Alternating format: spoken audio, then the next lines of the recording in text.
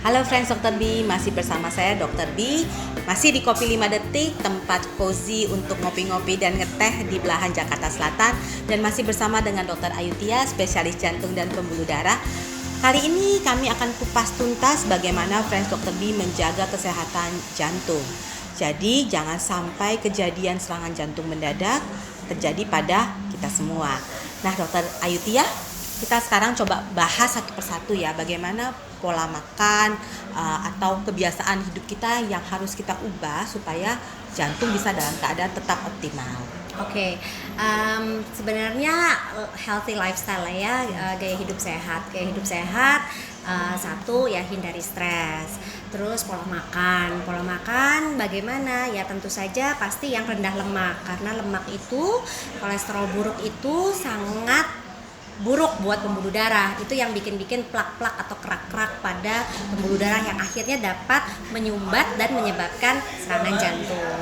Oke, lemak yang dimaksudkan apakah kan ada lemak sehat, lemak gak sehat nih? Betul. Lemak-lemak gak sehat tuh mungkin yang terkandung lebih banyak pada hewan.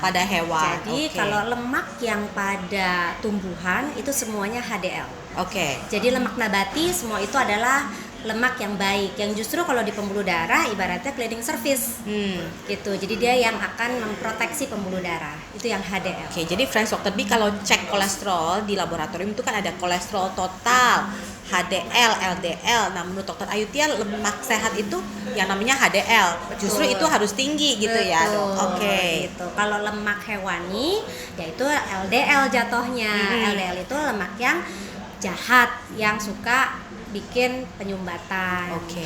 Ini buat gampang diingat, LDL, long distance relationship itu gak baik ya. Jadi LDL itu gak bagus gitu ya. Kalau yang HDL justru yang bagus. Jadi jangan dilihat dari kolesterol totalnya justru. Betul. Ya. Jadi harus dilihat juga HDL dan LDL-nya begitu ya. Oke. Terus gula juga. Oke. Gula itu sangat buruk buat pembuluh darah. Jadi kadar gula jangan tinggi. Betul. Jadi diet juga harus dilihat. Gulanya juga jangan tinggi-tinggi. Kita sekarang tuh kan semua minum-minuman di mall tuh kan kadar gulanya tinggi banget. Nah, itu mesti kita siasati. Mungkin no sugar atau bagaimana gitu dalam. Nah, bagaimana dengan rokok? Kan sekarang rokok aktif, rokok pasif, apakah sama buruknya terhadap jantung? Semua rokok jelek. Oke. Any kinds, apapun bentuknya. Mau sekarang lagi maraknya elektrik ya, itu juga vape jelek ya. Itu juga jelek. Bukan berarti vape itu berarti aman. Bukan berarti vape itu nggak ada nikotinnya. Enggak, semuanya tetap gitu. Dan tetap ada penelitiannya bahwasanya memang pada vape juga menyebabkan lung injury, malahan ada kerusakan pada jaringan paru-parunya sendiri gitu. Jadi bukan hanya jantung. Gitu. Jadi rokok tidak baik. Bagaimana dengan alkohol? Karena ada beberapa pandangan yang melihat wine itu protektif kok terhadap jantung. Wine itu sebenarnya baik untuk jantung dan ada kandungan alkohol juga kan di wine. Betul. Wine itu adalah sari anggur ya. Betul.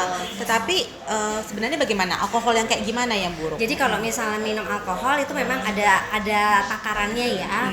Alkohol yang tidak baik untuk kesehatan, dan wine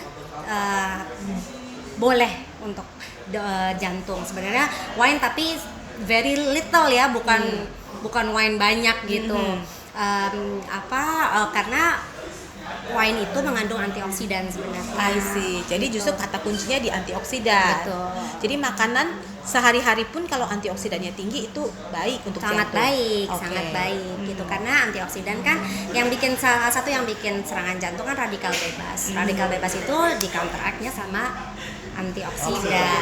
Dan di channel sebelumnya Dr. Adita juga sudah membahas olahraga juga ya. Betul. Jadi olahraga juga baik untuk jantung. Kemudian olahraga 150 menit per minggu. 150 menit per Jadi minggu. kalau misalnya mau 30 menit ya dibikin jadi 5 kali seminggu. Gitu. Yang terbaik sih seperti itu ya. Jadi 150 menit 1 kali seminggu nggak gimana? boleh. Nggak boleh. Karena kan harus continue. Ya.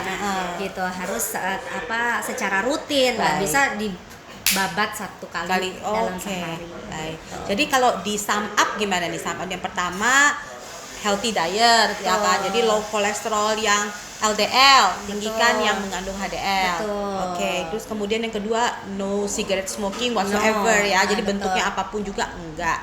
Aktif pasif sama ya. Sama. Oke, jadi kalau misalkan suami atau teman merokok terus kita enggak, kita cuma di situ doang. Kita juga tetap kena. Kita juga tetap terkena buruknya. Oke, terus yang ketiga adalah olahraga. Betul.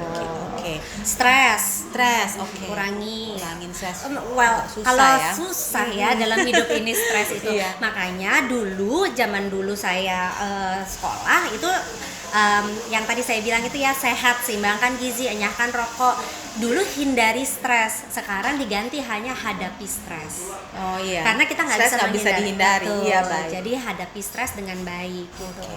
Hanya awasi tekanan darah, T-nya teratur berolahraga 150 per week, per Oke. minggu. Itu kata American Heart Association. Baik. Oke, satu lagi nih kan mungkin Friends Dr. B ada yang menggunakan public transport ya. Jadi nunggu-nunggu di pinggir jalan, banyak kehirup asap kendaraan bermotor. Itu ada pengaruhnya nggak ke jantung? Stres oksidatif. Oke. Tetap polusi kan stres oksidatif. Oke, jadi tetap nggak baik bagus secara- juga ya. Oke, baiklah. Oke, Friends Dr. B, saya berharap mulai saat ini kita semua bisa mulai hidup sehat, bugarkan jantung kita, dan semoga kita semua terhindari dari masalah jantung.